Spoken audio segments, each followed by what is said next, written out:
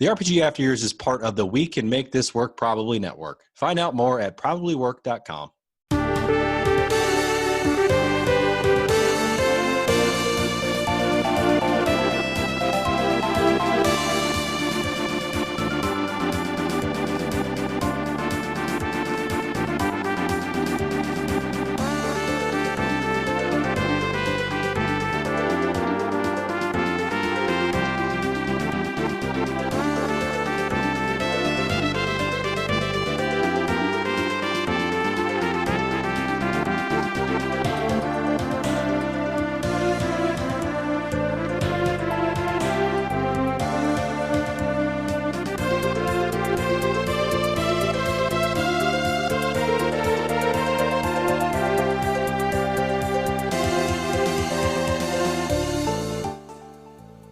Welcome to the RPG After Years, your weekly show covering all things RPGs from the past, present, and future.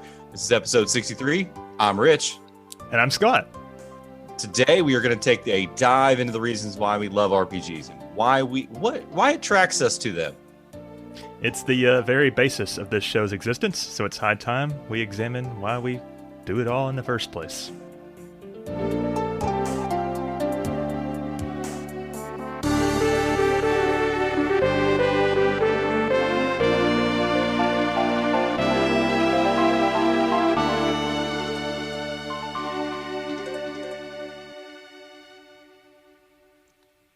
But before that, let's see what we've been doing this week, guys. Scott, why don't you kick us off with your massive lists that you've played? Well, last week was a normal episode 2, so I thought, hey, maybe I won't have such a massive list of games that I've played this week. But Lies. Okay, I'll try to get through this quickly. Of course, World of Final Fantasy. I have actually not started this segment, but I did go back and do a shit ton of side quests. Like I went and cleared out all the Merc rifts and did as many Coliseum battles as I could feasibly do and caught a bunch of mirages I was missing. But that took like 5 or 6 hours, so I was surprised. I thought it would be like a quick little session to clean up everything that, because before when we were going through the areas, it's like a lot of the Merc rifts and the secret areas were like too high level for us to take on, but now I had no problem with any of them. So, Ooh. But at least that's out of the way, so I can continue forward with good confidence. You completionist, right? Still played a couple stages of Lara Croft Go. Nothing much to say there. Still liking it generally, although usually I play it while I'm in bed, about to fall asleep, and my brain is too tired to solve the puzzles, so that's problematic. Corey's been playing Persona 5 Strikers. He's in the middle of the Kyoto jail, I believe it is. The one of, it's hard to say without any spoilers, but the game is acting like it's the final jail. I bet it's not going to be. But he also did a bunch of side quests yesterday. So that one's actually seems like it. Like, I don't think we're necessarily at the ending, but it seems like it's on the downwards track now. Okay. Pokemon Sword, I started to do the post game, and then I was like, my team is questionable because there's 5 types on the spectrum that I don't even have a move for. So I decided I wanted to get some more Pokemon. Try to find I need to find a Psychic and a Fairy or something that I like. And then I found out that. Well, basically, I started the DLC because I was like, well, maybe I'll find more Pokemon that I like there. So I'm on the Isle of Armor, and I spent a while exploring that. Have you played any of the DLC, Rich? I think I played a little bit of it. I basically got off the train and around that first area, and that's about it. Nice. I've heard the second DLC is the quality one, and the first one's kind of meh. But okay, we'll see. I kind of liked it's like an expanded wild area, kind of. I booted up Smash Ultimate a couple times because I have these online. There's this thing in the game called challenges, and it's almost like achievements, kind of. And I've done all of them except for the online, the ones that involve fighting people online. And so I'm trying to do this thing to where I try to do one online match a day to like finally get towards completing those challenges. And it's the problem is people online are way better than me. So typically, I can beat some people. Like a couple matches that I played, I won. I was like, wow, I actually won. But I've got to beat like a total of 50 people. So I've got 10 under my belt, I think, or something like that. 50 different people, I should say. Well, would it count if like I hopped on and you beat me up? Probably. Oh, I get your Smash tag. Do you have Smash? no, I don't. But it's something I've been thinking about getting. It's fun. I mean, I really love Smash, but yeah. Mentioned this before the show. Been playing Subnautica on stream. We talked about it last week, right? You know what it is. Yeah, I know what it is. It's coming to Switch at some point. Oh, it's not out on Switch yet? No, not yet. I'm like low-key obsessed with the game now, to the point to where when I'm not playing it, I'm thinking about what I'm going to do when I do play it. I started building my base finally this week, and I'm like, okay, I need to put in a new multi-purpose room. I need to get a radio in there. I need to make sure the structure of it's sound. Maybe pipe in some air from the surface. I need to get a vehicle bay. What if I put a mini bar in there? It's like, I woke up this morning thinking about it, and I made a checklist of things that I want to do next time I play. So it's fun. Issues. It's addicting, and it took me a while to get into it because I didn't understand the gameplay loop at first. Because it's like, what, I'm just supposed to be gathering shit, but I don't know, I love it. And there's been a couple times where it's made me jump out of my seat from like, not necessarily jump scares, but like enemies popping up out of nowhere and attacking me that I didn't even know were there. So, yeah, I can't wait to play some more. Also started the B-side levels on Celeste, which I love Celeste, but I've never done the B and C side levels because the game is pretty challenging, and these levels are meant to be like just for the challenge. Like, here's some hard shit if you're a masochist. So I tried that. At first, I was playing it on the. I don't know if you know this, but I've gotten into the habit of playing Switch games while I'm on the treadmill because I have like a TV in there. And I tried doing the first B-side level while I was on the treadmill. It takes way too much focus to walk and do that at the same time. I literally almost wiped out. Like, I tripped and like I had to grab onto the bars because like you're so focused on the jumps and like the pinpoint platforming that you like for me, I would forget to walk at the clinch moments. So, oh man, yeah, that's how you die. Yeah, so I'm not going to play that on the treadmill anymore. So that might be a slow process of actually getting through those. Also started Shovel Knight, the original Shovel Knight, as something to play on the treadmill. I've been enjoying that a lot more than I remembered because I played through most of it with Corey years ago, like 4 or 5 years ago, and just never finished it. But that's a lot of fun. Here's a good one. I started Final Fantasy II this week. Ooh. On my never-ending journey to finish every Final Fantasy game. You'll get there. I'm still pretty early in. I'm at the Simmet Cavern, which is like the first big dungeon, I think. And I thought I would dislike it based on everything I've heard, but I'm actually kind of digging it so far. And I know Frost is playing along with me as well. So I just got that, and then I got Final Fantasy 3 after that, and then all I'll have left is the MMOs, more or less. Which, who knows if we'll ever do those. But here's the only game I actually beat this week. The Resident Evil Revelations 2, the Struggle DLC. Where's my clip? There it is. Do you remember me complaining about that last week? Yes. It was like, it's the one where you have to hunt, and then how well your hunts go determines how many lives you have. And then if you run out of lives, the game's over. You don't get any saves or anything. I managed to get through that. It took me a few tries. The second time I died, I was like peak rage mode. I was like ready to go and just look up the cutscenes on YouTube. And Corey was like, "No, you're just too drunk. Dude, try again tomorrow." And then I did much better the next day. So, and then finally, I did start last night Disgaea 1, which is our current Golden Years game. My main motivation for doing that was to if I was like, well, if I'm playing, maybe that'll spur Bill on to play it because Bill's the only one who has a responsibility towards the golden years these days. But it's been like months now, and he's only a few chapters in. So I don't think he likes it. I don't think so either. It's a strategy RPG, which he is not a big fan of to start with. I literally just did the tutorial last night, so I'm not far in either. But so far, I'm like not sure about this, but I'm sure it'll get better as I get a little further in. Too early to really judge it on anything. But yeah, I say that's about it, like it's nothing. But I played a lot of games this week, Rich. A little bit of everything. Yes, I could see. Oh man. What about you, dude? It gets to my list. I booted up World of Final Fantasy just a little bit. I didn't do much. I just booted it up and I was like, I don't really want to play today. Let's not do what we did last week and wait till the last minute. Yeah, but that's the challenge.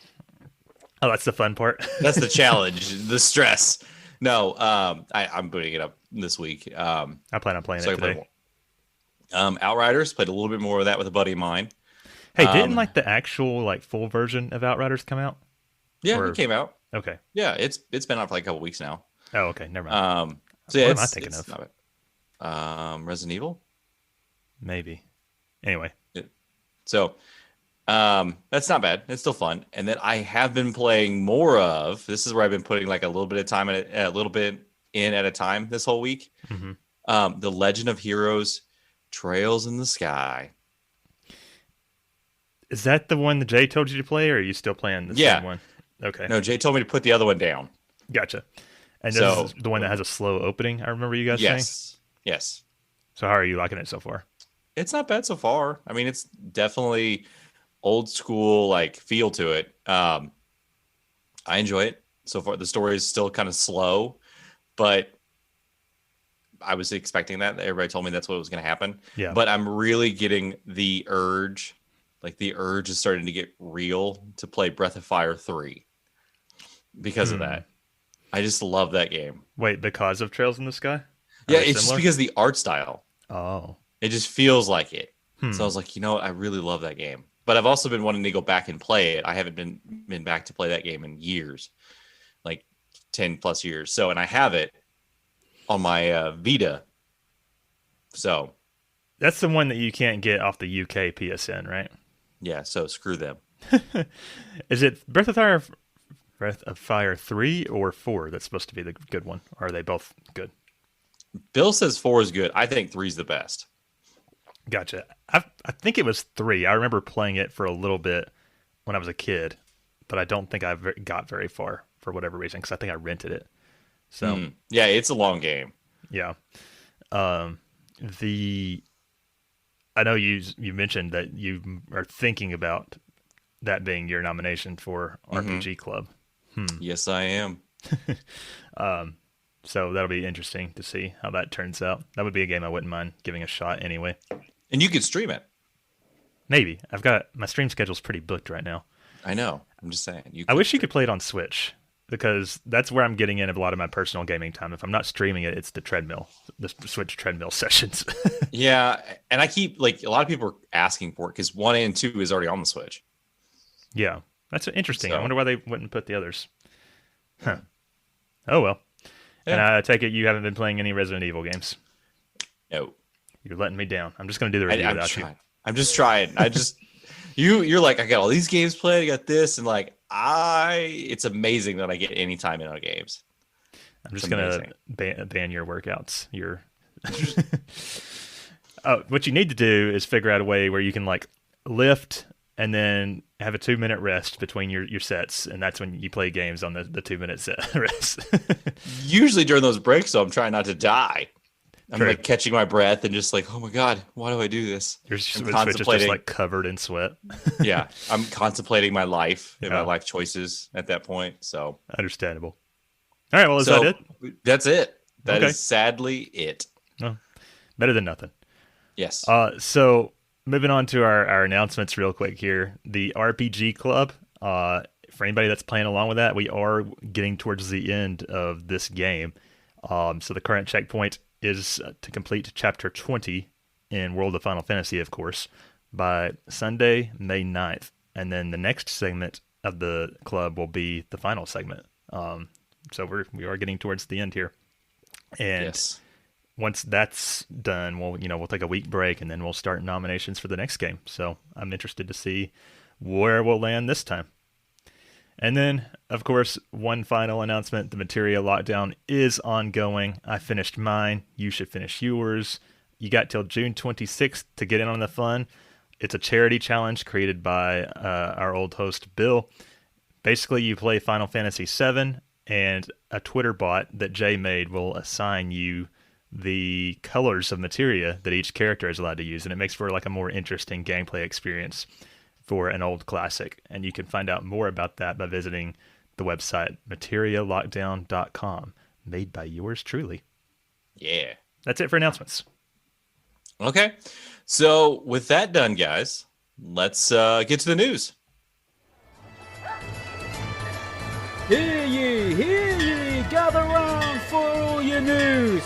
Stop your clatter and listen close. Alas, you won't believe your ears. Listen close for the news.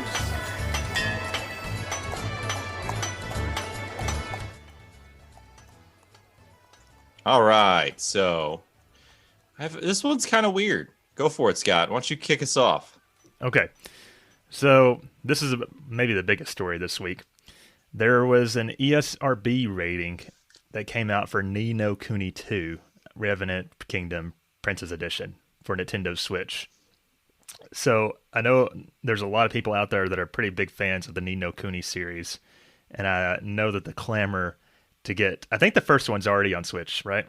Yes, it is. The clamor to get the second one there's been a lot of people that have been wanting it. And while it still hasn't been confirmed, despite this coming out several days ago now, the ESRB rating does make mistakes. Everything that I seem to have gathered from just like how everybody's feeling about it seems to indicate that this is probably real. So a lot of people are really excited. For those that don't know, Ni no Kuni is a RPG series that was originally on the PlayStation, I believe, PlayStation 4 and PC. And the art style is like, I think the art is literally done by Studio Ghibli. Is that right? I think so. Yeah. If that's not true, then it looks like Studio Ghibli. Have you played either of them?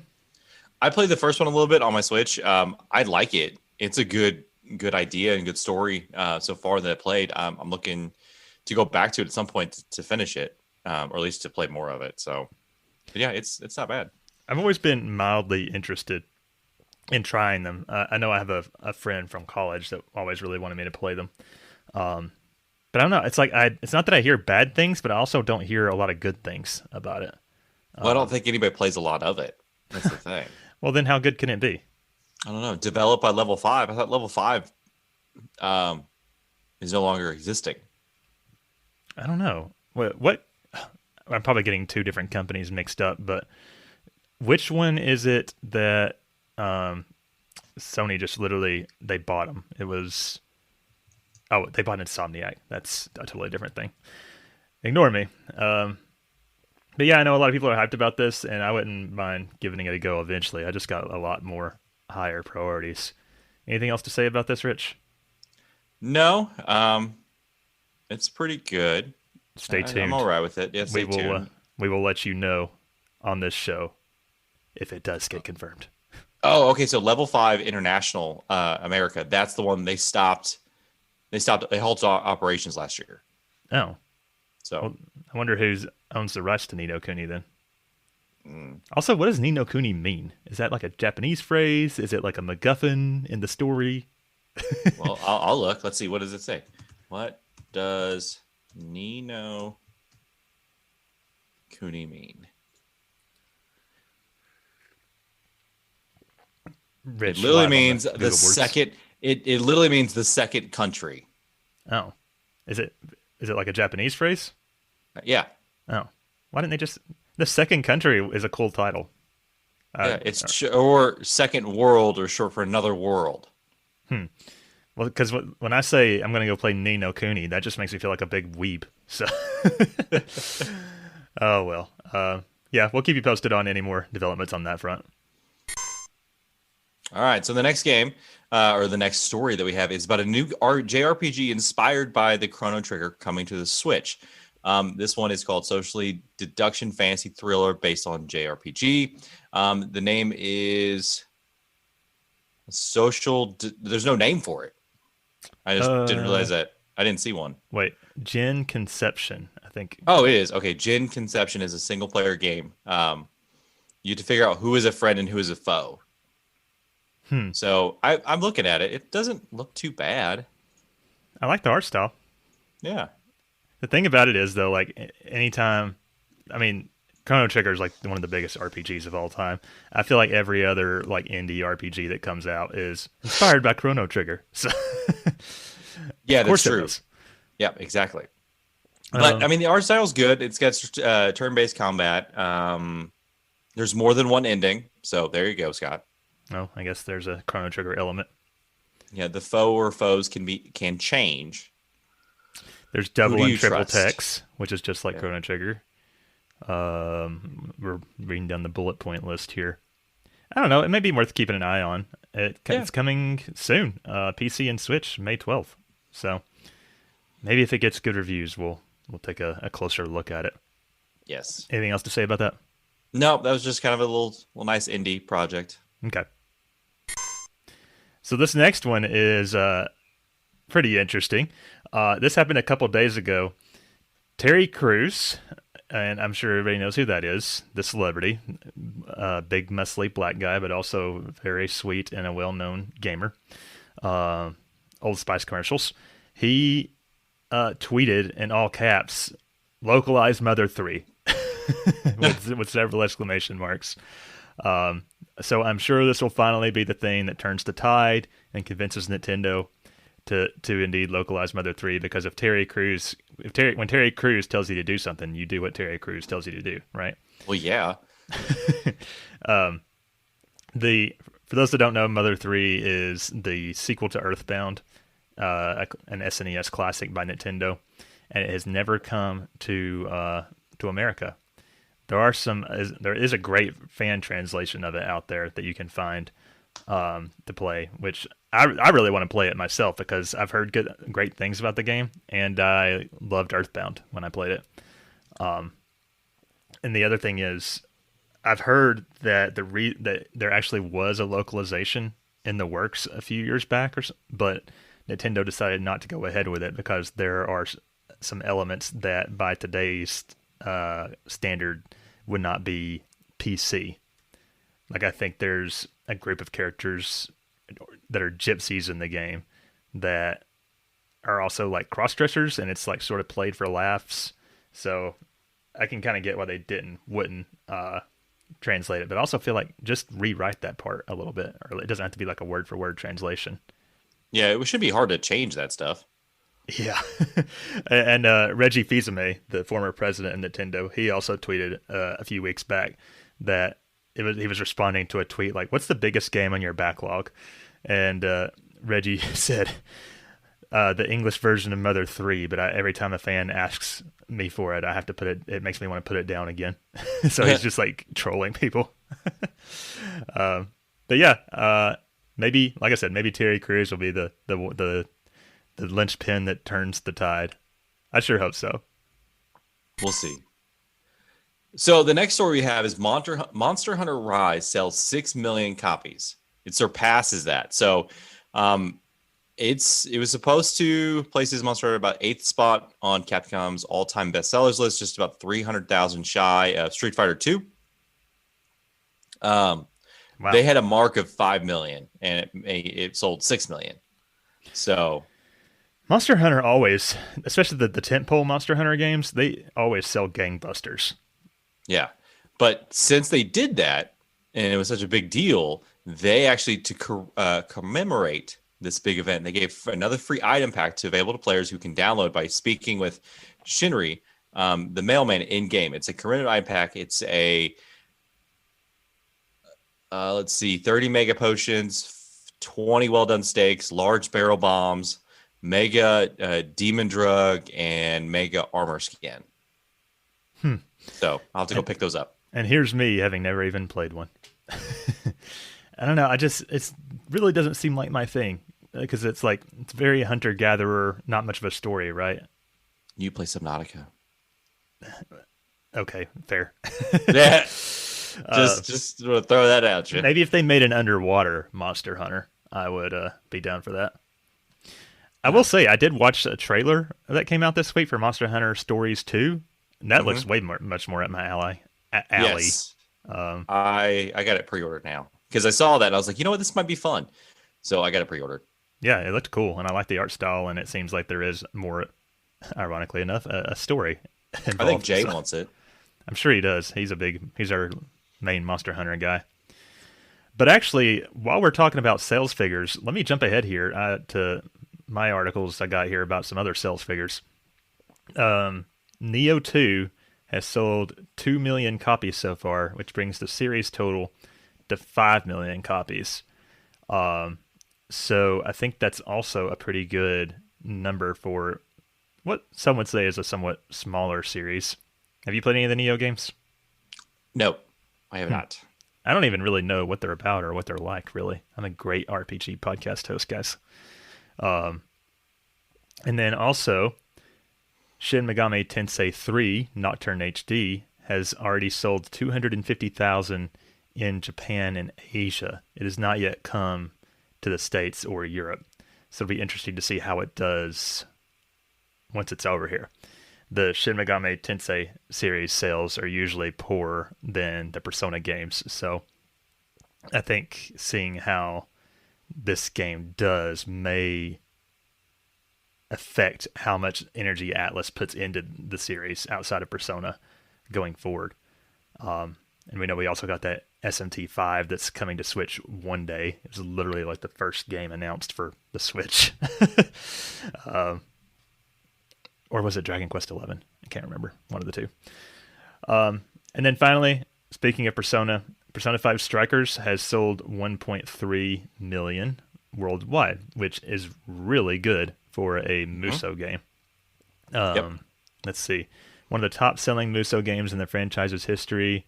The top-selling game, of course, is Age of Calamity, Hyrule Warriors, which I beat earlier this year. So I think it's really good that Persona 5 Strikers did that well, and hopefully they keep putting a lot of quality into these Musou adaptations. If there was one franchise they would make a Musou game out of, what would you want it to be, Rich? Okay, let's see. It's an easy one for me. I don't know. I haven't played Musou games very often. I think the last one I played was Destiny Warriors. Wait, Destiny Warriors? I didn't know that existed. Do you mean Dynasty? Dynasty, yeah, Dynasty. I was about to say, they made a Musou game out of Destiny? No, that'd be weird. No, I just can't think of any game that would be good like that. I would say Final Fantasy, but I think if you just doing Final Fantasy in general would make it give the game a lack of focus, I'd want Final Fantasy 7 probably. That would make the most sense. I wish they had done that instead of the First Soldier. Yeah, that's true. Which they've started to market that. I don't know if you saw they rebranded the Final Fantasy 7 Remake Twitter to Final Fantasy 7 The First Soldier. We don't have a news article in here about that, but the game everybody's excited about. Anyway, sorry for the tangent. That's it for sales roundup. There's another game that came out, I don't think it was announced, but it's called Lost Soul Aside, and it's a gorgeous fast action fast action game coming to the PS5. I did not actually watch the trailer. Did you, Rich? I saw bits and pieces of it because it's like 18 minutes long. It looks really good. Yeah, and the main character looks a lot like Noctis, which apparently this game does take inspiration from Final Fantasy 15. So, well, I mean, it was announced in 2016. So, now that we're talking about it, I'm having like brief flashbacks to maybe having like talked about this at some point before. Yeah, it looks really good. I haven't watched the trailer itself, but the screenshots look really high quality. And let's see, the Devil May Cry 5 composer, he's writing the music for the game, and it looks like originally it was going to be developed by just one person, but now they are trying to hire a level designer, an animation designer, and a senior 3D character modeler. So that's interesting. We'll have to keep an eye on this game because it looks like it may turn out to be something worth paying attention to. Yeah. But I don't really have any more info on it outside of that. But yeah, stay tuned. Yes. Okay, so this is kind of funny. CD Projekt boss is set to receive big bonuses despite Cyberpunk 2077 launch problems. So CEOs, as we all know, get paid big bucks even if shit happens. So the board of members of CD Projekt are said to receive big multi-million-dollar bonuses this year. Let's see, set to the end of the year bonus of 24 million Zloty, which is, I think that's that currency over there, which is $6.3 million in its annual report. Members Cyberpunk Adam Badowski is set to receive $4.2 million in bonuses, while the rest of the employees got shit on. So, yeah, I remember I read this article too, and I remember it said something like the board asked them if it was appropriate for them to be receiving such large bonuses given what happened, and their response was basically like, "Look, we made money. We divide that money. It's in the contract." I mean, yeah. I mean, I get that. I get that approach, but at the same time, it's like you said, the developers were just the whole debacle was not the developers' fault at all. It was the management, which I assume includes these CEOs and executives that made this decision. And it's like, well, they don't have to pay for their mistake, I guess. Which I don't know. The world's not fair, man. Yeah. So it's like, I mean, it does talk about some employees receiving other bonuses like 5,000, 9,000, 20,000. But that's, and like it says, it's very minimal compared to the CEOs that I don't think did hardly jack shit, except for like, hey, why don't you put this like blue thing over here? Make this colorful. Do this. Do this. Or, we can market this better. Sir, this game is not ready yet. Fuck it. Send it out. It's also worth noting that despite everything that happened, 2020 was still the company's most profitable year in their history. Yeah.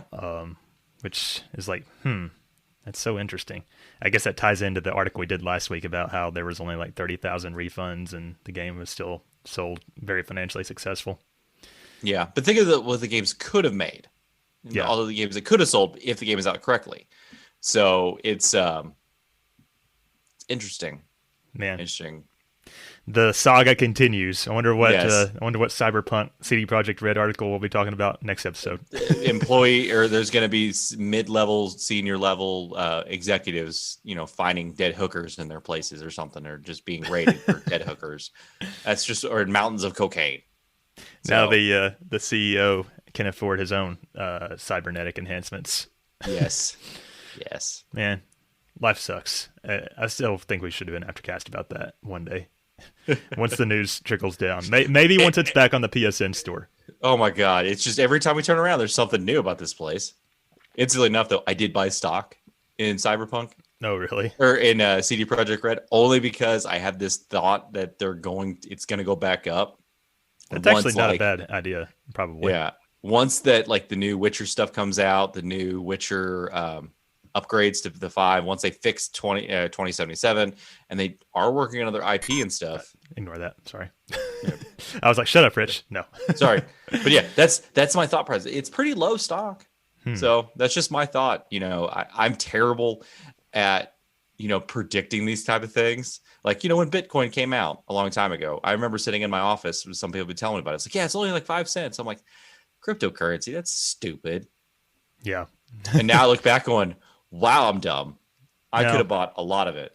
Everybody feels that way. Don't worry. Yes, I know. Every person. Or the GameStop stocks, or the Pokemon cards, or things that you had as a child that you're like, you know what? I don't need this no more. And then you sell it. And then like 20 years later, it's like, do you have a copy of this game still? It's worth $300,000. I'm like, motherfucker. I know, right? Sorry. I just horrible flashbacks I've been having. this whole week about that stuff. Best not to I could even have been think about rich. it. Rich could have been rich. Sad. I know. Anyways. All right, next article. So there was an interview with some of the people behind Neo: The World Ends With You, such as its producer, Tomohiko Hirano. And as we all know, Neo: The World Ends With You is a sequel to a game that originally came out 14 years ago that had a pretty cult fan following. I'm a big fan of The World Ends With You, and I'm very hyped over this sequel. But then the question is, why did it take so long? Because when they did the mobile port back in 2012, there was a little secret ending that introduced a new character, which seemed to imply, okay, there's going to be some kind of sequel. Well, it took, 11 years for something to emerge from that. So their excuse for why it took so long is kind of like a mishmash of different things. Basically, they said because the original game was so unique as far as you have one character fighting on one screen and your other character fighting on the other screen of the DS, that they had to find a way to create a similar battle system or another battle system that was very unique like that outside of the dual screen mechanic. They said they had a hard time securing an environment for the development of it. And they also said that the main people responsible were busy handling Kingdom Hearts, which is another game that we know took forever to come out. No. It felt like it anyway. There was some kind of shift in development with the Switch being divisive, and they thought, well, not divisive, but they were like, well, if we made it for the Switch, then maybe we can come up with some interesting control schemes for the Joy-Con. And it's just it just took them forever to bring their ideas together. I'm paraphrasing a lot here because it's actually a pretty long article. You can go out there and find it if you want. But yeah, how the times have changed. And also, there's a quote in here by the author that says she's now closer in age to the barista Mr. H, who's a middle-aged man, than the age of the main cast of the game. And I was like, thanks for destroying my youth. You did not need to say that. Banned. But yeah, that's it for that. So since Scott jumped ahead on the news story, we're going to jump straight into the RPGs released last week. So I really don't know if I would call this an RPG, but sure, why not? New Pokemon Snap for the Switch was released April 30th. I added it just because it's Pokemon. Yeah, I didn't have it on the list. Dragon Quest 2 or Dragon Quest Builders 2 for Xbox One, May 4th. Almighty Kill Your Gods PC, May 5th, entering early access. And that's it. We're hitting that kind of lull of slowness. I pre-ordered new Pokemon Snap. I really like the original Pokemon Snap, so I'm excited about this one. And it comes with a Pokeball hat. So that was all the incident of I needed. I love my hats. As far as RPGs coming out this coming week, I can only find one. It's The Hand of Merlin coming to PC on May 11th, and that is also entering early access. So not a whole lot to get excited about there, but I guess that's it for the news. Yeah. So with that all out of the way, let's take a quick break before we get into our main discussion. Nothing in this world can prepare you for this. You have been chosen by the Elder Gods as a representative of Earthrealm to record in the podcast of the century.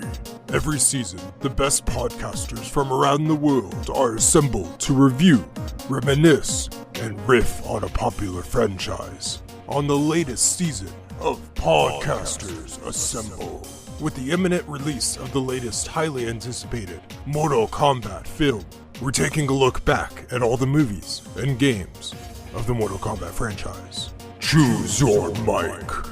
Together, you will be facing off against a gauntlet of films. 1995's Mortal Kombat, 1997's Mortal Kombat Annihilation, 2020's Mortal Kombat Scorpion's Revenge, and finally, this year's release of Mortal Kombat in theaters and on HBO Max on Friday, April 23rd, 2021. go to probablywork.com for more information on how to submit to this or future seasons of the show, and listen to the latest episodes of Podcasters Assemble. Mortal Podcast!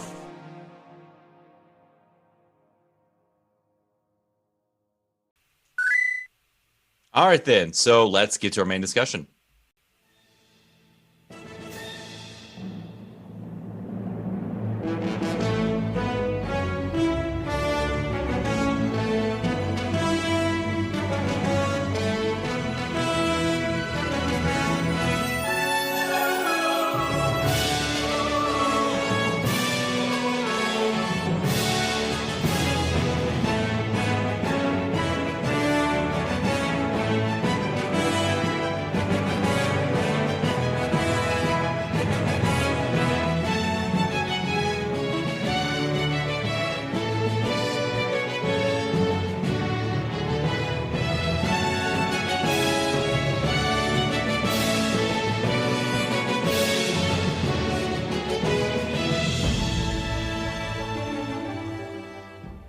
That was a remix of the title theme from Golden Sun, called Golden Sunrise by Sam Dillard. I like it. That's a great musical piece. Golden Sun in general has good music. I thought we were going on a quest there for a moment. We kind of are. What is the main discussion today, Rich? Why do we play and love RPGs? I don't know. No. Why did you pick this as a topic? Well, I feel like there's so many answers and so many different types of answers that we could do to this topic. Everybody has different reasons. Everybody has different background stories behind what drew them to RPGs. I feel like everybody in the gaming community at one point or another has played an RPG. So that's why I kind of wanted to get into that topic and figure out, like, okay, so why do we play it? What makes us do this on a daily basis? Like, what drives us to play these things? Like, because I honestly, there's multiple times that I'll pick up a game, like the shooter genre, like for, let's just say Call of Duty, for instance. I freaking hate it. I hate Call of Duty. I hate the same stuff, the same mundane, the Call of Duty itself is just there's a story to it. Yes, but it doesn't make me want to play it. And then the multiplayer stuff is just like, okay, this is the same stuff every day. It doesn't capture that's what I was stuff. trying to think of earlier. Sorry to interrupt you. There's an article this week that the Toys for Bob, the company that did Crash Bandicoot 4, yeah, they're now on Call of Duty. Yeah. Sorry, that triggered my memory when you said Call of Duty. Well, there's a lot of, like, the Call of Duty or Activision, most of their people are working on Call of Duty. Like, that's it. That's their main thing, is Call of Duty. That's probably why Destiny and all them split from them, is because they felt like they were being pushed towards a Call of Duty style, because it makes them money. But I don't believe there's a lot of people out there that talk about this enough. It was like, what brings them to play RPGs? So I really want to dive into that and finding out why you play RPGs, Scott. What's the kind of background behind that? Okay. Well, before I do that, ROB in the chat asks, where does Pokemon Snap fall on the RPG scale? It does not. I have not ran it through the test, but I'm certain it would not pass as an RPG. But we would still cover it on the show as a game related to a series that is primarily RPG, just to set that straight. But anyway, to answer your question, Rich, I think it always goes back to the story, really, for the RPGs. So my first RPG was Super Mario RPG, Legend of the Seven Stars on the SNES. And that game, it starts off with the simple premise of, Bowser's kidnapped Peach again and Mario has to go rescue her. But quickly, it turns into something more than that when, a giant sword falls to the sky, crashes into Bowser's castle, and it sends everybody flying. And then you've got this new gang of villains introduced that you have to go fight. Throughout the course of the game, you end up teaming up with Bowser, and even Peach joins your party.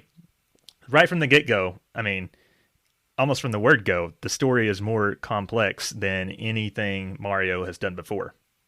Now, as a person who is a big Mario fan and had played a lot of the Mario games before I played Mario RPG, I was entranced from the beginning. Like, here's these characters that I know and love involved in an actual story, right? Now, I will admit that I did not get the game at all when I first played it, because like I was like, what is this? Turn-based battles? At the time I hits the HP? Like, I was too stupid. I was a dumb little kid.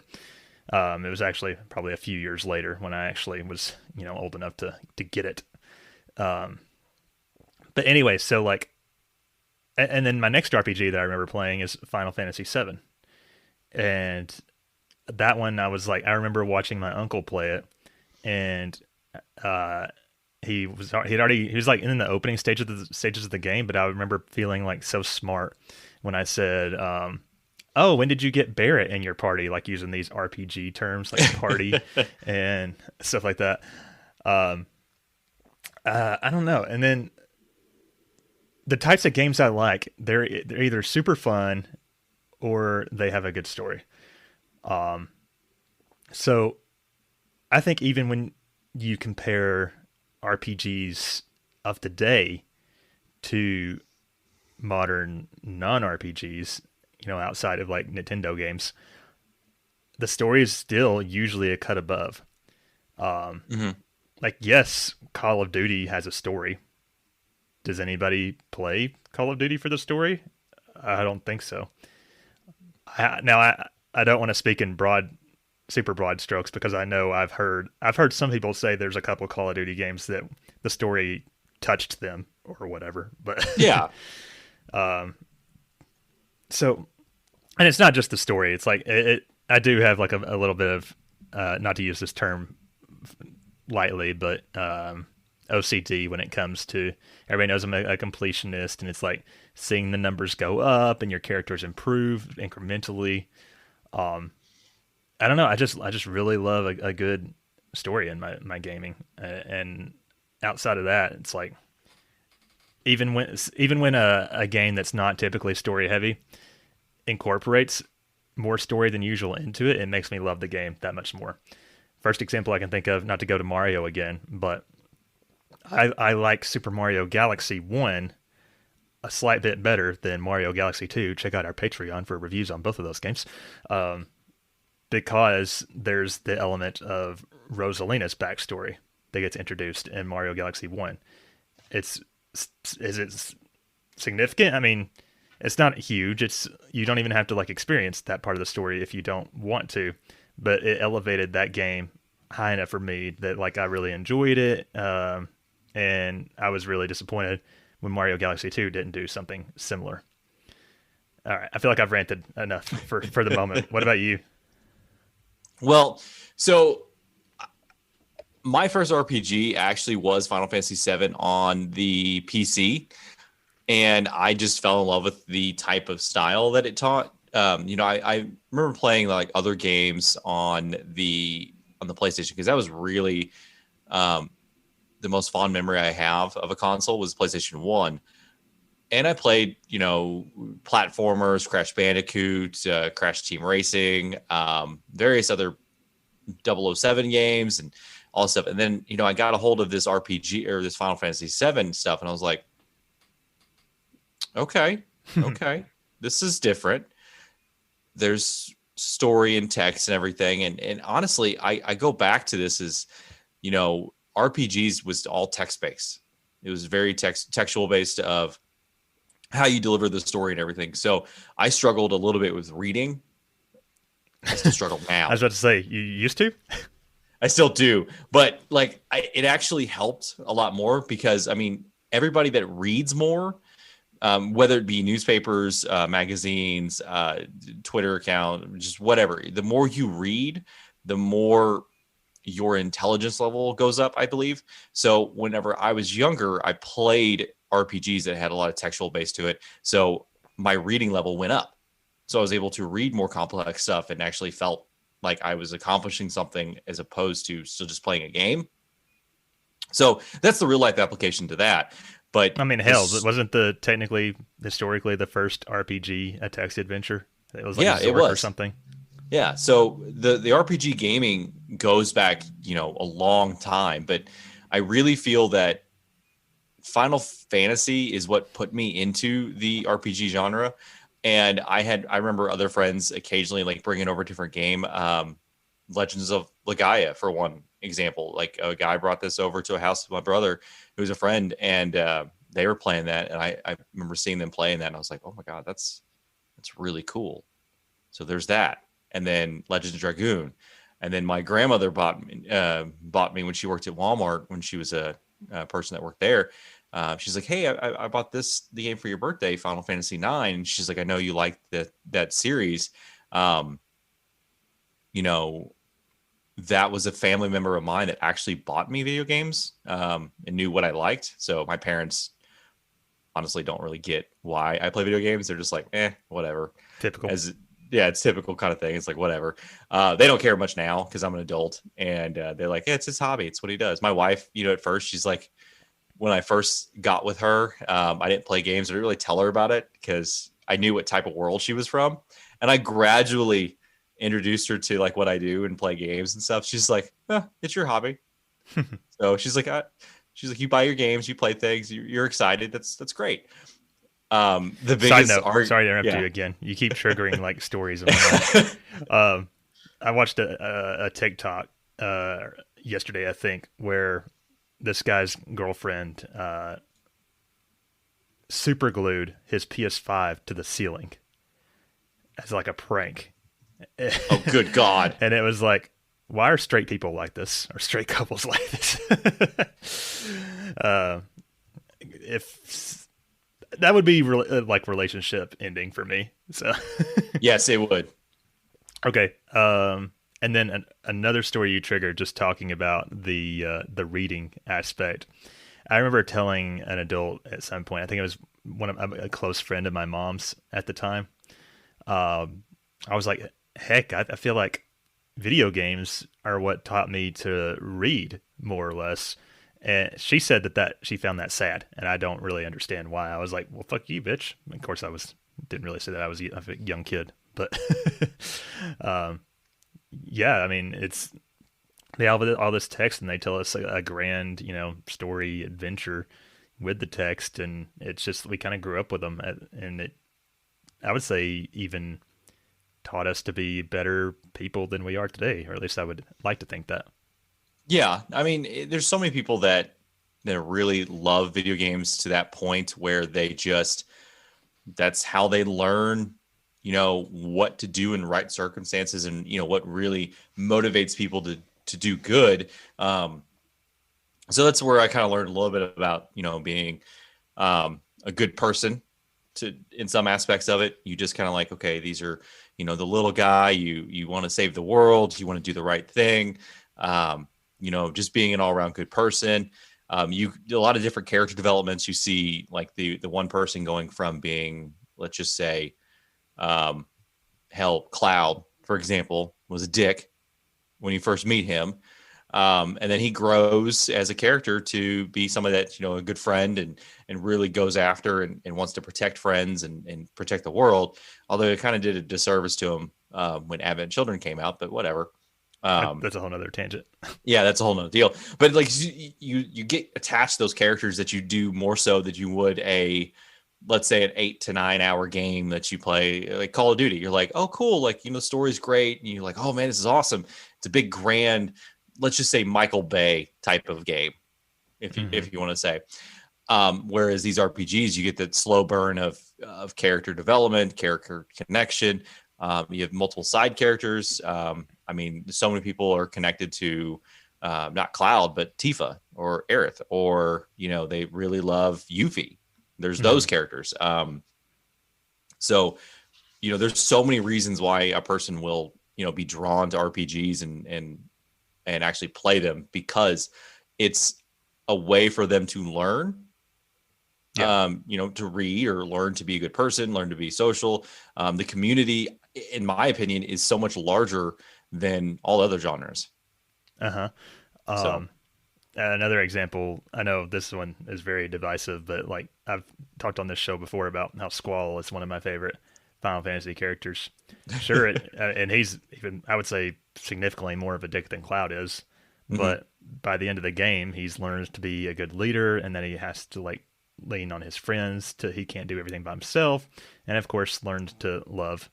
It may take 95% of the game for him to make that transformation, but yeah, I just really admire that character arc.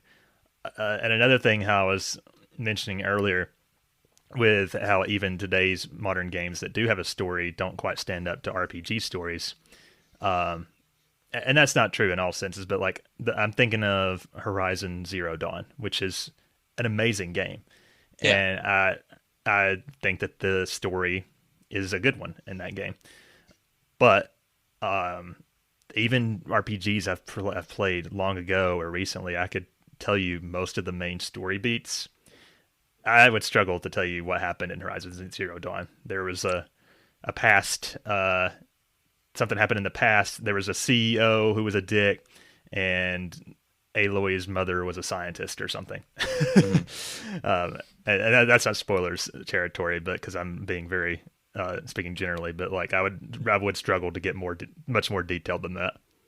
Well, I mean, it looks to be like, now the RPGs that we get are so open world where they chuck so much crap into like side quests and various things that you can do.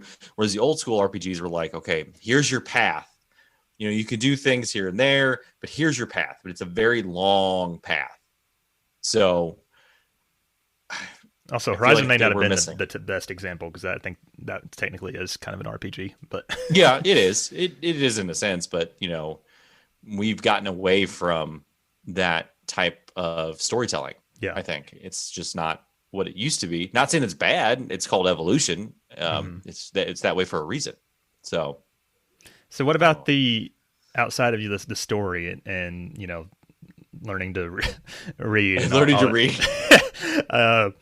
What is there anything about the gameplay that you would say that really attracts you to RPGs? Yeah, so I really enjoy like some of these gameplays on these RPGs. If they've got a great magic system, if they've got a great attack system, armors and stuff like that, like the aesthetics piece of it, I really like when you do certain attacks and stuff in the gameplay that's like really grandiose. For example, Final Fantasy 13's Lightning's Army of One is so badass. Oh, like sure. her attack is just off the charts. Just like I use it so often at the very end of the game. I'm like, you know what? Just do this and just set it down and just watch. There's. I mean, that's a fun ass battle system. So. Oh yeah. To begin with. So it's seeing what we could do with that type of battle system and going from a character that you just first meet. It's kind of like, okay, he's kind of weak ass, and then by the end of the game, it's like, holy crap. Mm-hmm. So I like that. I like that ability to see the change throughout the course of the game of new styles of combat. I like that. I don't like the whole just, I'm going to hit you with a sword, I'm going to throw a lightning bolt, and then that's basically it for the whole entire game. I don't like that. I'd rather see some grandiose stuff throughout the time. I just love Lightning's attack, Army of One. I'm just going to say that out loud. I don't care. I'm pretty sure you brought that up on the show before, too. Yes. Also, RPGs tend to have like a party of characters. So like you have there's like something for everybody. Like you may not like every character that's in your main cast, but you'll probably get attached to 2 or 3 of them at least. And oh yeah, a lot of times you don't have to use every character. So it's like you can customize the party to your liking and you grow with these characters as the story goes along. And the worlds of RPGs are usually, I would say, more fleshed out than your standard video game as well. So, and just, I think I brought this up already, but just like the progression of your character's strength, like you said, starting out as a weak ass and then at the end, holy shit. You're taking on God at that point. You start out delivering flour. You're delivering a sandwich to your neighbor and you got to save the cat from the tree. At the end, you have to kill God. Yep, that's things scale as you go. So you're always feeling more and more epic conditions and powers and all that. What would be the best thing ever in an RPG is if something like that is your first character is the first thing they do is deliver a sandwich to your neighbor. And the very end, they're fighting God. Your character turns to the other character. He's like, you remember that sandwich you were supposed to deliver? The fuck were we thinking? Yeah. So that would be the best little like third or fourth wall break. Is just kind of like, yeah, we should have delivered that sandwich. So maybe this is confirmation bias, but I also feel like RPGs tend to have better soundtracks a lot of times. Yes, that's very true. I don't know why that is. I guess they get since it's such a long story, they get these great composers, or like maybe the staff themselves get wrapped up in it. And again, we're speaking in broad senses. Like not everything we say is 100% true in all cases, but. Well, I mean, going back to the sound stuff of it too, is like the story's long, so they have a lot of emotional things to play off of. So, they can go from one part of the roller coaster ride of story of like, okay, I got this one that needs to be upbeat. I got this one that needs to be emotional. This one needs to be tragic. This one needs to be, grand. So they have a lot to play with. Whereas these smaller games, these, let's say 9 to 10 hour games are just like, okay, I need like 6 tracks. Yeah. And that's it. Whereas like Final Fantasy games have like 80 tracks to it. So, yeah. So much so that I believe it was Final Fantasy IX that caused Nobuo Uematsu to retire from Square and do his own thing because it was like just so much fucking music he had to compose for that soundtrack. Yeah. What else haven't we touched on? I think we touched on a lot of it. Yes, the games look amazing as years go on, but we kind of go back to that nostalgic feel of the 16 to 32-bit era. Like sometimes those games are just amazing.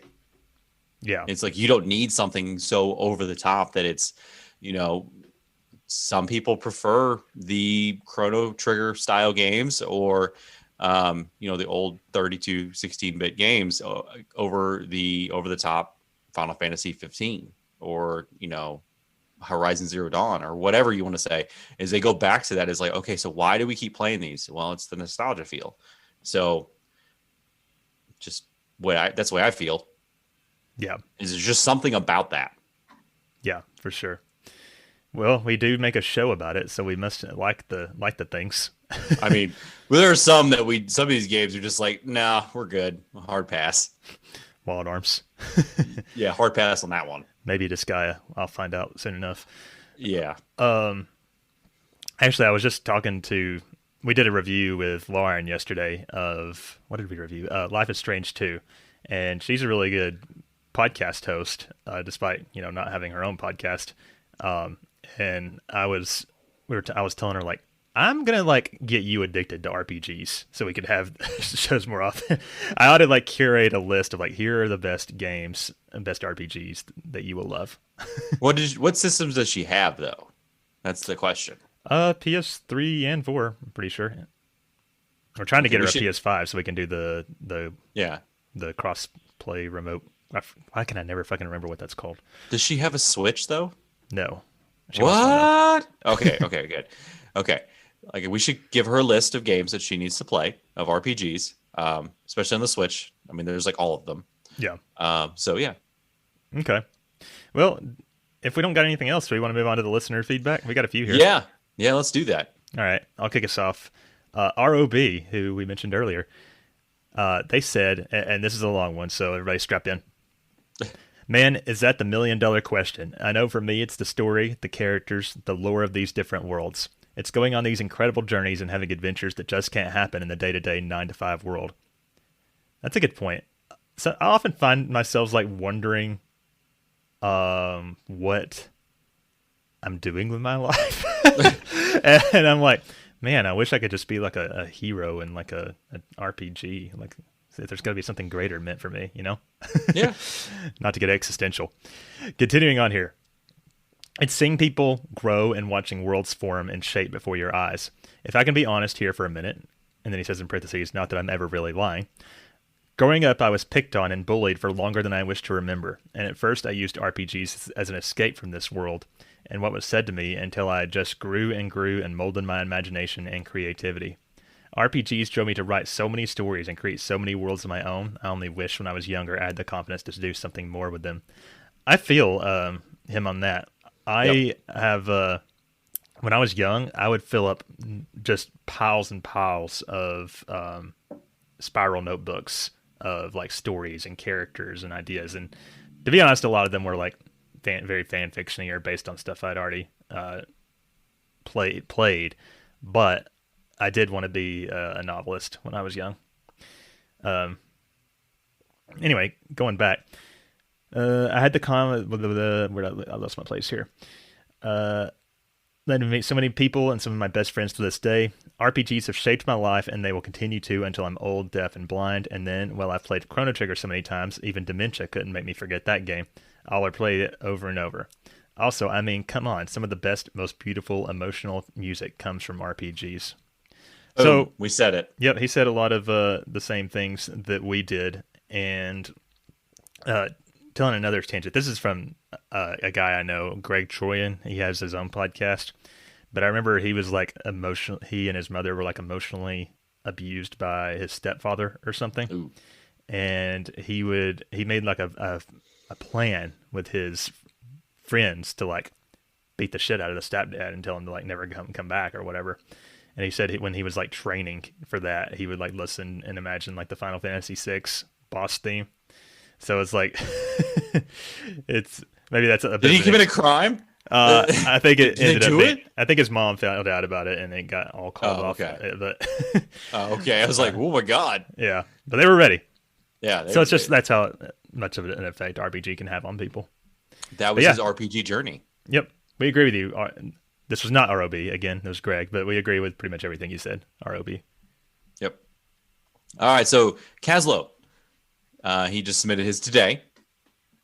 So awesome. Thank you for that. For me, I'm not sure what hooked me about RPGs. I remember my first one being the original Final Fantasy, and I love the idea of an overworld, exploring, buying, finding new gear. Turn-based were also so different than anything else. I think all of that originality hooked me. Originally hooked me by the time Final Fantasy 4 and 6 released. I had all that and a super compelling story when other games didn't have any real story to them other than the stop the bad guy. I agree. Like these RPGs, the story goes from very little to anything to like this whole grandeur quest that you have to do. Or those other games are just like, okay, we know the bad guy is, we gotta go stop the bad guy, and that's it.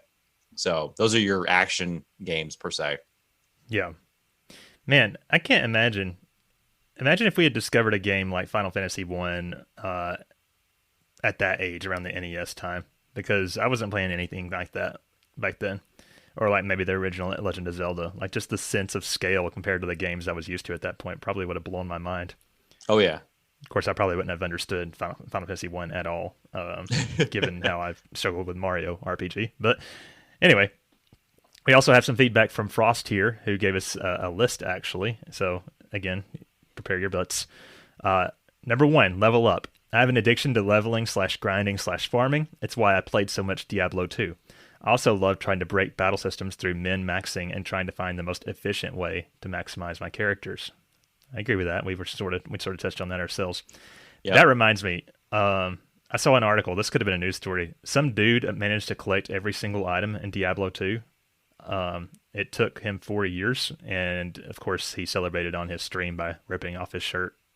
That's what I would do. Total aside. Number 2, the soundtrack of my life. Lots of games have epic music, but with the story-driven nature of RPGs, songs are often associated with particular feelings: excitement, sorrow, loss, anxiety, joy. Furthermore, unlike other genres, RPGs have a unique opportunity to have smaller, more intimate moments, often highlighted by great music. Okay, again, we agree with the music. 3, epic tales of adventures, JRPGs. The music in these games wouldn't take on the same meaning without the stories associated with them. A ragtag band of misfits go on a quest to rid the world of an ancient evil? Sounds silly, right? Except it gets me every time. I live and die with these characters. My favorite RPGs are the ones where you fail, at least at some point. This sort of it goes towards like what Frost was saying is an RPG back on that episode. Yeah. No evil dick trees, though. 4, choose your own adventure, Western RPGs only. Unlike most JRPGs, Western RPGs, such as Mass Effect, Dragon Age, Oblivion, etc., allows you to tell your own story. Funny enough, I don't have the same love for the music in Western RPGs as I do with JRPGs, perhaps because there isn't the same level of direct storytelling in those games. I think that's true for the most part. Yeah. I tend to, I mean, we've talked about this 100 times. I definitely prefer JRPGs, but Western RPGs, as long as it's not a silent protagonist, I also enjoy that aspect of, developing your character and their relationships. The Western RPGs, like I just don't feel grab me enough as opposed to the JRPGs. I just don't. There's something about it. It's hard to talk about that because I don't know. They just don't grab me. Like the Mass Effect, Dragon Age. It's like there's too much crap that you can do at one time that really bothers me. My brain can't. I'm too simple, Scott. Yeah. I'm just very simple. You said it, not me. I know. I am excited for Mass Effect though. I've never got to play those games, and I think I'm gonna like them, or at least we'll see. We'll find out. Yeah, I might have to try them too. Okay, that's all the feedback we got. Any final thoughts on this subject? That RPGs are continuing growing community. It's not going anywhere as long as we talked this last week. As long as those are old school games are preserved, more people can play them, and that community will just continue to grow. And more people will find each other and play these games and just fall in love with the storytelling behind it. There's just something about these games. Yeah, for sure. I was a little worried that we might talk ourselves into thinking that we didn't like RPGs by the end of this. It depends on the game. Remember we did a subject on our RPG pet peeve, or an episode on our RPG pet peeves, and by the end of it we were like, do we even like this genre? Well, I mean, each person has their own nose. Like me, photo mode and fishing mode. You, silent protagonist.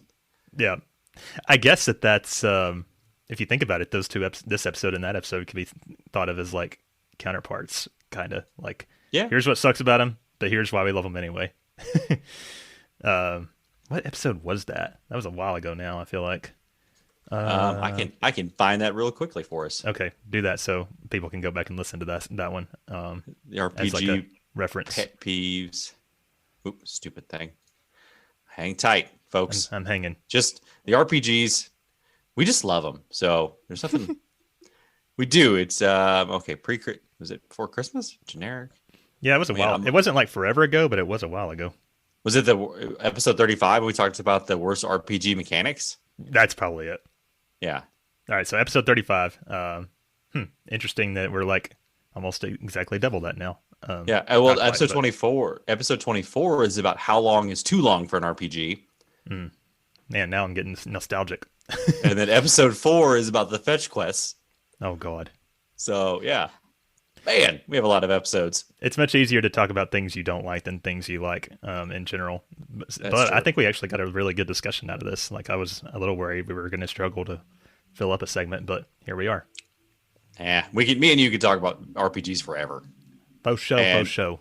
And, we don't have Jay with us. Scott and Rich in the morning. Yeah. We just need to do a drop. Like I said, drop for that. So when it's just me and you, and we say that, and we just hit the button. We never actually said why Jay's not here. We just acted like nothing's wrong. Oh yeah, I don't think I even said anything. I was like, all right, so this is what it is. Me and Scott, we got this. All right, Jay just I'll give my, I'll just do some recording. We were gonna have a recording from Jay. We were gonna call it Jungle Juice with Jay, but he gave us a file that was in binary, so that's not something that's not usable. Yeah, sorry about that, guys. Basically, he started his process of moving into the new place. They're staying in an Airbnb where he doesn't have a recording space for the next month or so. So by the time he's back, you guys will miss him a bunch. Anyway, yes. Shall we close this out and move on to the outro, Richard? Yeah, let's do it. All right.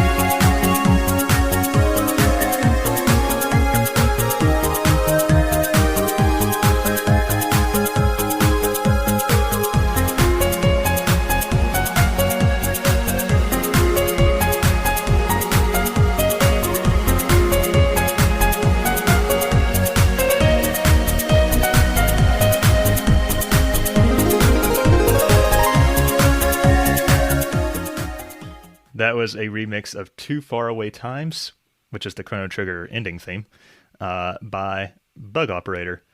Real quick, before we launch into the actual outro, I think it might be worth mentioning that our intro and outro, we asked the guy who composed those for us to basically use the Chrono Trigger intro and outro themes as their inspiration. So maybe take a closer ear when that gets played this episode and see if you can tell. Nice.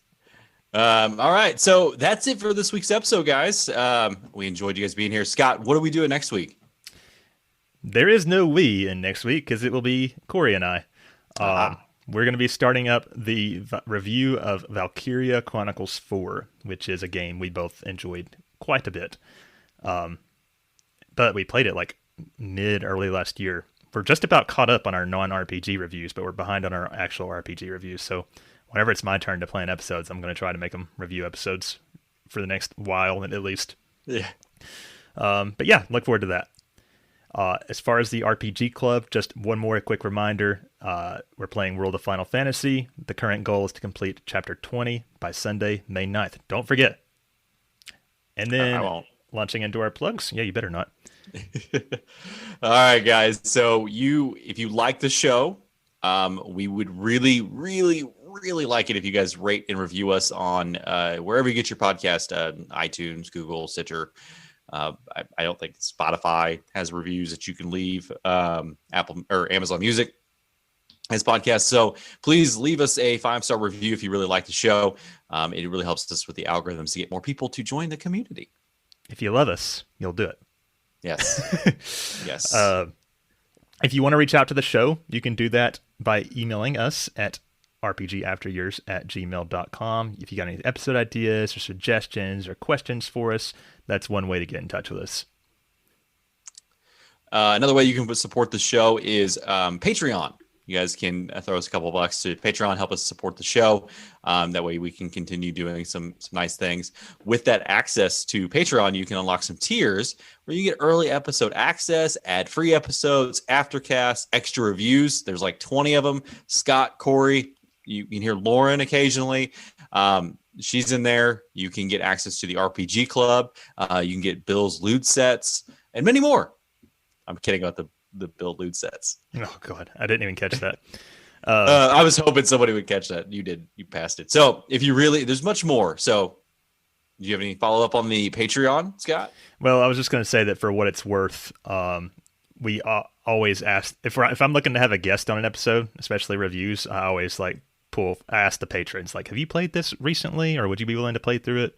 And we have those people on the show. For example, Frost came on for Super Mario 64, and Brett came on for Celeste. So we are actually looking at restructuring the Patreon a little bit. So keep your ear to the ground on that. Hopefully I can get something worked out with that in the next couple weeks. Yep. Bill's loot set. Yeah, exactly. and rich feet picks. Yes, totally. I mean, it's what works. So if you guys really want to do that, you can go to patreon.com/RPG After Years. We'd really appreciate that. Yes, we would. Another thing we'd appreciate, we are live on Twitch. We're live right now. We stream every Sunday, usually at 9 a.m. Eastern Time. We interact with the chat, as you have no doubt heard a little bit throughout the episodes. And yeah, it's just a fun way to do our recordings. We'd love it if you would join us. You can find us at twitch.tv/RPG After Years. And for what it's worth, when I do the Patreon bonus reviews, I do them on Twitch as well, usually on Saturdays at noon Eastern. So all those people that don't want to actually pay us but want that content, that is one way to get it. Yes. Scott, why don't you plug yourself too, by the way? Oh, thank you, Rich. Do that. You can find me. I stream at Twitch 3 or 4 times a week. Twitch.tv/thescottspot with underscores between. It's _Scott_spot. Right now I'm streaming Final Fantasy II, Subnautica, Pokemon Sword. Corey and I are going to finish with the Medium. And I'm looking at starting Crash soon. Crash Bandicoot, maybe. But yeah, I can play RPGs on there. So yeah, I would love it if you would come out and hang out with yours truly. Nice. So if you are in the chat channel right now watching the show live, you can see some of our merchandise on my good buddy Scott there. The merch store is at Redbubble at redbubble.com/people/RPG after years/explore. You can get t-shirts, mugs, no shower caps. Shower curtains, though. Shower curtains. Yeah. I just can't remember all the stuff that's on there. But yeah, that's what you guys can get some of that stuff. Yeah. That's another way to support the show. Coasters. There's a lot more than you would think on there. If you want to hang out with the community, we do have an awesome community. We get into shenanigans on our Discord all the time. You can find the link for that in the show notes or our pinned tweet on Twitter. We would love to have you there. Yes. It's still a pretty growing community. So if you got friends that you know that really love RPGs, share that.